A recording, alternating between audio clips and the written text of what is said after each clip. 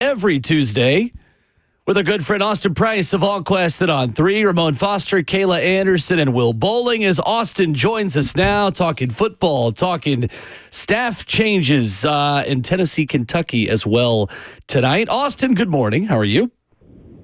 I'm doing great, guys. How are you doing? We are good. Good to hear you early this morning. As Josh Heupel looks to make a hire as we continue to monitor the special teams coach and outside linebackers, all these things. Austin, are there names starting to emerge on who Josh Heupel could meet with for a special teams position, possibly?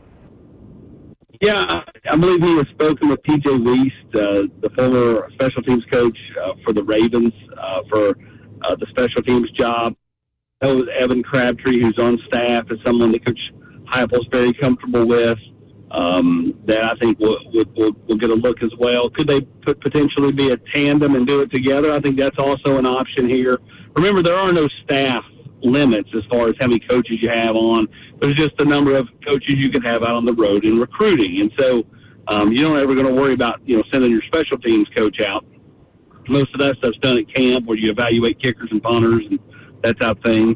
And then as far as outside linebackers, I will continue to maintain that Coach Shop, in my opinion, is in line for the bump to get promoted into that role, and he's done a fantastic job recruiting and being a real asset for this staff for the last several years. And it's only natural of all the potential. Coach Heupel's been a guy that has promoted from within the last several years.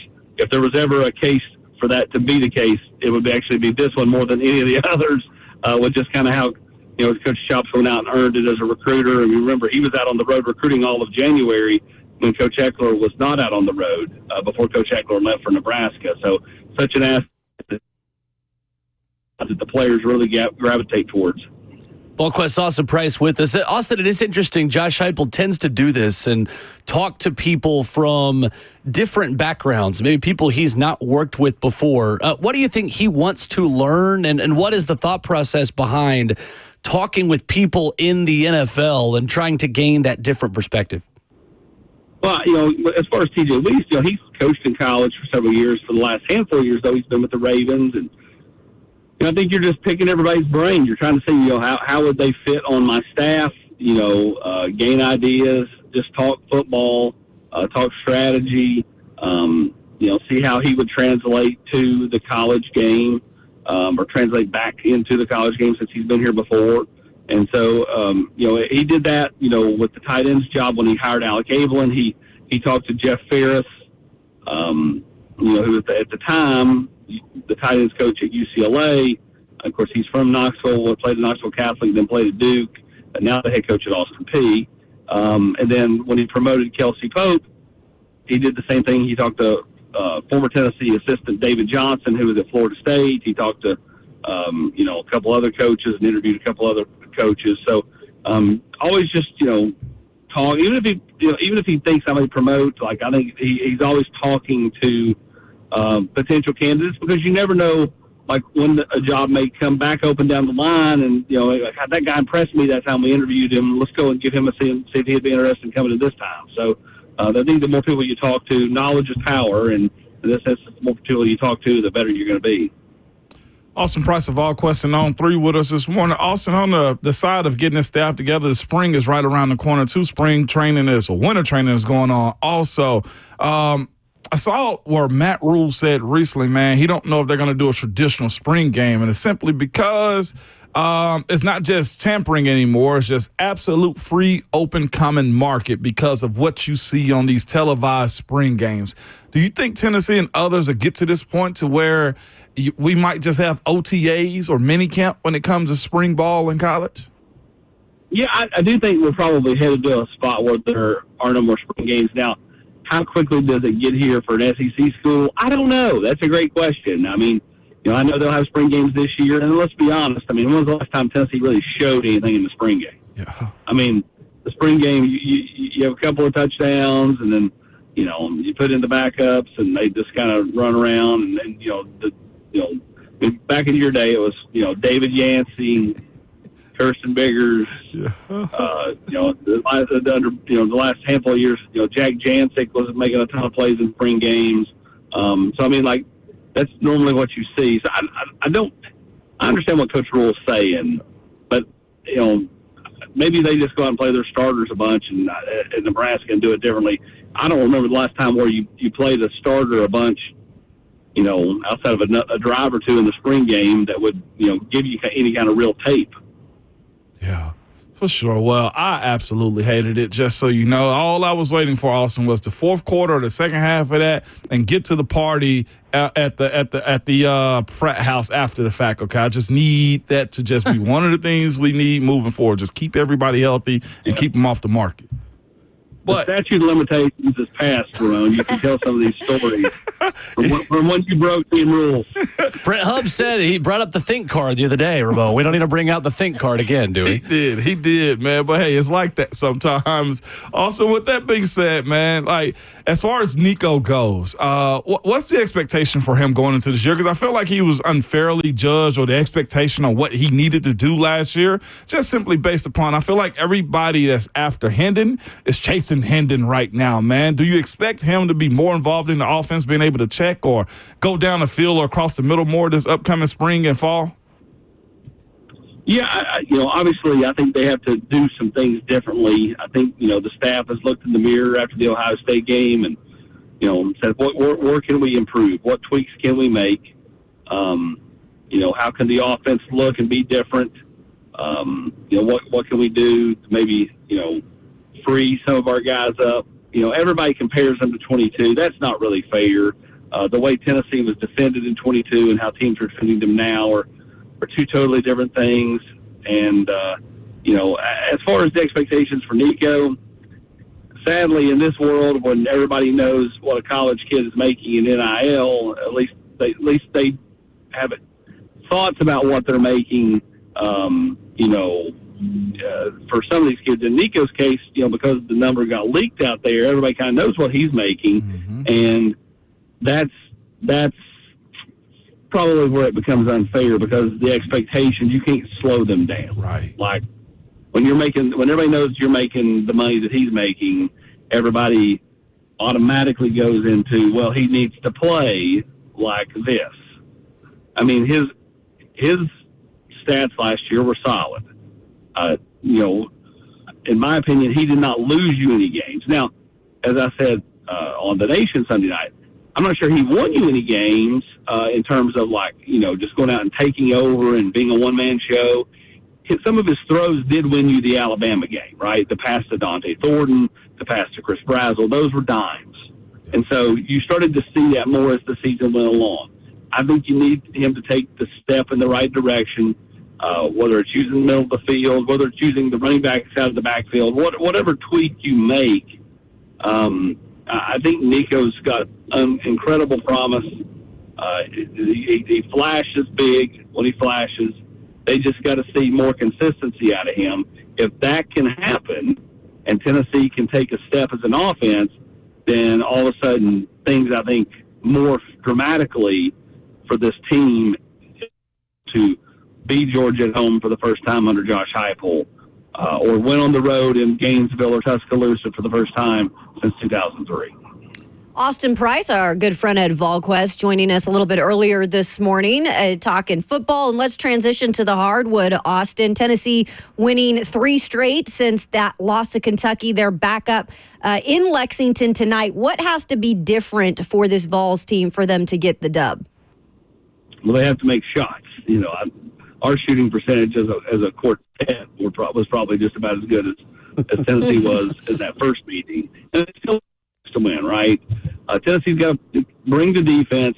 Kentucky made a ton of shots against Tennessee in Knoxville.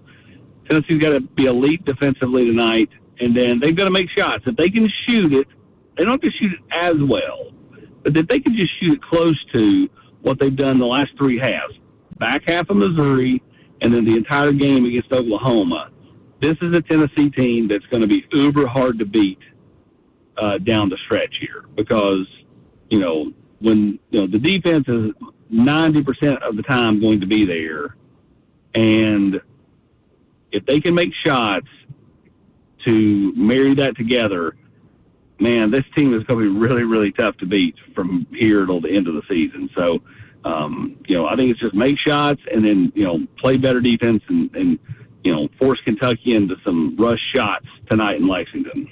So Zakai Ziegler and Igor Milicic, obviously when they missed that Florida game, still able to get business done. But after that game, I mean, these guys have combined for 67 points, 21 rebounds, 25 assists. Like, what has happened with these two in particular, Austin, that's maybe sparked something?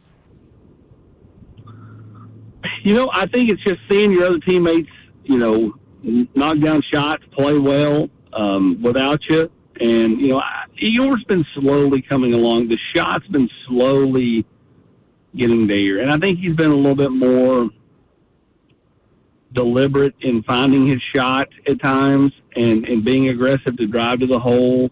And with Z, I mean, he's just seeing some shots fall down. I mean, the 4-4 against Missouri and then 2 or 3 against Oklahoma, I think, from 3. Obviously what he's able to do when he penetrates, whether it's finishing or distributing, that's something he always has been able to do. But when he starts consistently knocking down the outside shot, then that morphs everything for him because they have to respect it so much that it allows his ability to penetrate to be even better. VolQuest's Austin Price with us this morning on Ramon, Kayla, and Will. Austin, is it fair to say that Felix Okpara might be the most improved player in one season under Rick Barnes? It is incredible. You look at him in November to now. I can't remember a guy that got this much better in this short amount of time. Yeah, he continues to improve a lot, right? I mean, he's still not there. He got 2 games ago. I mean, he missed a ton of bunnies in the first half. And he played much better in the second. Mm-hmm. But, I mean, again, this is a guy who is continuing to develop on the offensive side of the ball. He loves to block shots. He loves to defend. He loves to rebound. And if you can, he's got that kind of, I'm gonna date myself, a little Kevin Willis, little baby jump hook there. And when he's able to knock that down consistently, I think that does change him a lot. And so what you're going to get defensively and in rebounding when he can give you just a little bit more than just the dunks. I mean, catching the lobs is easy, right? Like that's it's not easy for me or you or anybody else. Right. For him, it's easy. So, like when he's able to add to that with a little bit of offensive repertoire, I think that, that goes into the improvement that you're seeing. Again, that's something that Rick Barnes and them constantly work on. Like Rick Barnes is big on changing, just kind of your technique on your shot. I mean, remember how much he did for Kevin Punter? Yeah. Like, I'd love to see him spend 3 days with Talasia Cooper of the Lazy Ball. Wow. Mm. I mean, she shoots the ball so flat, and by the way, she's next week's guest on Volk Confidential, and nice. She talked about that. She talked about, how her shot is flat. How, she's constantly trying to get more arch on the ball. So, I mean, like, I think when you're Okpara and you've been, a little bit weak as an offensive player, as an offensive threat, just to get, 1 or 2 moves that you can count on goes a long way. And that little kind of baby hook that he's got going has been something that I think has been effective for him. It's a great point. On Talasia Cooper, it looks a lot like Jordan Bone's 3-point shot when he was at Tennessee a few years back as well. Austin, as Tennessee continues to battle for some big basketball recruits, and Nate Ament, kind of the white whale of this class, and Chance Mallory, the big-time point guard, Zari Collins, is everyone there working under the assumption that Rick Barnes will be able to coach them? Is that still the conclusion that this is not it for Rick Barnes? Because I know there are some people and some fans that raised their eyebrows a bit when he mentioned that he might not still be doing this if it wasn't for Zakai Ziegler. Yeah, I think, I think the natural notion off of that comment made people think, well, this is it, right? I don't think he meant it that way. I think he meant like, I might have got out a few years ago, but this has kind of reinvigorated me. Having Zakai has reinvigorated me. He's adapted. Look, Roy Williams and Jay Wright and so many others of his era have not adapted to the NIL transfer portal world. Rick Barnes, who I would have told you 5 years ago, there's no way in the world he would adapt to this, has adapted beautifully to this. And he's really, just kind of run with it. I think he enjoys the fact of, like, he's recruiting older players who have developed and been able to kind of mold the clay when it's already formed versus, like, when it's a brand new batch. And so, like, he's done a really good job with the kids in the transfer portal and this era.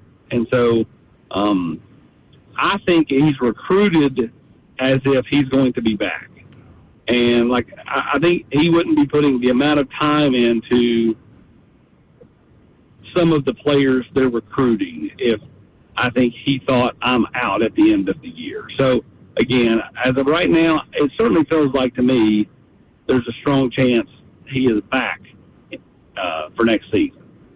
Austin, on the football side of things with recruiting too, how is Coach Heupel and his staff doing with the in-state guys here? I see Joel Wyatt is one of those guys, man, at the top of the class here in the state. Tyreek King's another commit. How are they with the state talent so far this year in this 26 class? Doing solid, right? I mean, like, Joel is a really good player there for Webb School and Belt Buckle. Tremendous athlete who could play a number of different positions. Tennessee's obviously, already got Gabe Osinda in this class. Mm-hmm. To be able to get, the big tight end out of Nashville. Carson Sneed. Also a huge get. Yep. To be able to get him, it's huge to get in this class. So, like, Tennessee's done a nice job with certain players. They've got some, I think some work to do on guys like Caden Harris, DB out of West Tennessee. But they continue to do a really nice job of getting the players they want in this state. Now, are they perfect? No, you're never going to be perfect. I always laugh every time a coach is hired. They talk about building the fence or building the wall around the state for recruiting. And, that's just not realistic. It's not realistic for Georgia to say that or Alabama to say that about Alabama or whatever. So the biggest thing is getting near everybody that you want to get and not having anybody that defects hurts you in terms of, like, how many times did, in 2018, 2019, were you looking around going, man, I wish Tennessee had T. Higgins. Man, I wish Tennessee had Amari Rogers. Man, I wish Tennessee had Tyrell Dodson. Man, I wish Tennessee had Jacoby Stevens. It happened a lot. Yeah. And you don't have that currently going around college football. No one's sitting around going, man, Tennessee missed out on this player. Like, that's not been happening the last several years, and I think that's good. He is Austin Price of VolQuest and On 3, joining us early this morning. You got Ethan Davis on the Vol Club Confidential. Check that out at VolQuest.com. And a tease for Talasia Cooper. That's Ramon's girl. That is a Talasia Cooper household, so they will certainly be tuned into that over there. You're going to want to watch the Talasia Cooper. Listen. It is fantastic. In fact, all I will say is 2 words. Tune in, Xavier Leggett. Ooh. Xavier Leggett. Oh, nice. Really? Interesting. Nice. All right. Well, she's South tease. Carolina girl, so that checks out. Austin, listen, man, you said you dated yourself as far as age, man. I felt cool when Talasia followed me back on IG, okay? Just so you know. Goodness. She is a Foster representative in our house. Like, I'm telling you, I'm like her. I was going to say, I'm sure Keisha loves her. I'm like, yeah, 100%. I'm almost like unk to her. She don't know it yet. But, like, that's just the way I am. Like, we cool like that, Austin. Well, here's what I would tell you to do. All the people at 104.5 The Zone need to go out and sell a segment called Foster Kids. And they're basically the kids that Ramon is a big fan of, and he can highlight one a week, and we can have it brought to you by somebody there in Nashville. Foster Kids coming up on Ramon, Kayla, and Will every Thursday at 8:20. Austin, that was almost the name of our show. I know. We joked about that when we named the show originally. I love it. Well, now we cut a promo. There's your open right there of Austin voicing it. So it is. It's Talasia and Kay Phillips, just so you know. See, I'm and both of them follow me on Instagram. This is cool. I love it. Real quick, Austin. VolQuest's Austin Price, Tuesday mornings here on the show. Thank you, Austin. Thanks, Appreciate Austin. it, Austin. Appreciate you. All right, there's Austin Price waking up early with us this morning. 615-737-1045. We got TV numbers from the Super Bowl. I will react to those next.